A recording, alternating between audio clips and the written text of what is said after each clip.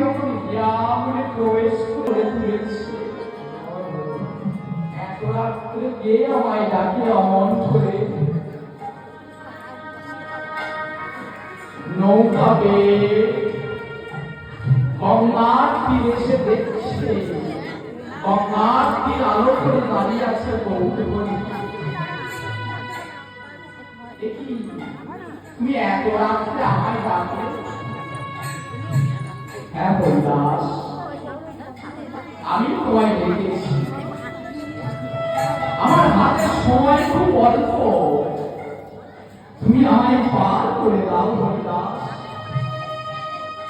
নানা রকম হরি, আমি তোমাকে পার করতে পারবো না। কেন হরিদাস, কেন?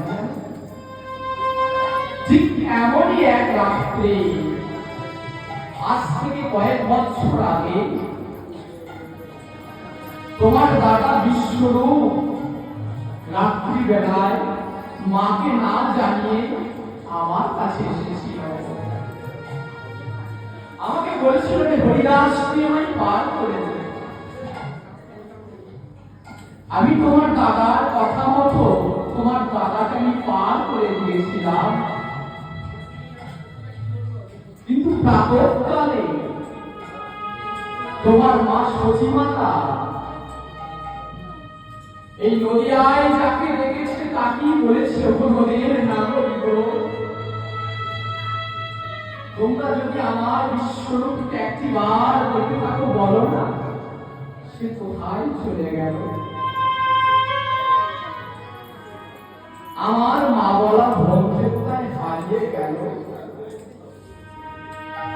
আমি যে আর খুঁজে পাচ্ছি না। বলো না, এই নদিয়ায় যাকে দেখেছে হাতে ধরে পায়ে করে রয়েছে বনদের নাগরিক, একবার বলো না আমার বিশ্বরূপ কোথায় গেল? কার কাছে কোনো উত্তর পাইনি বাবা।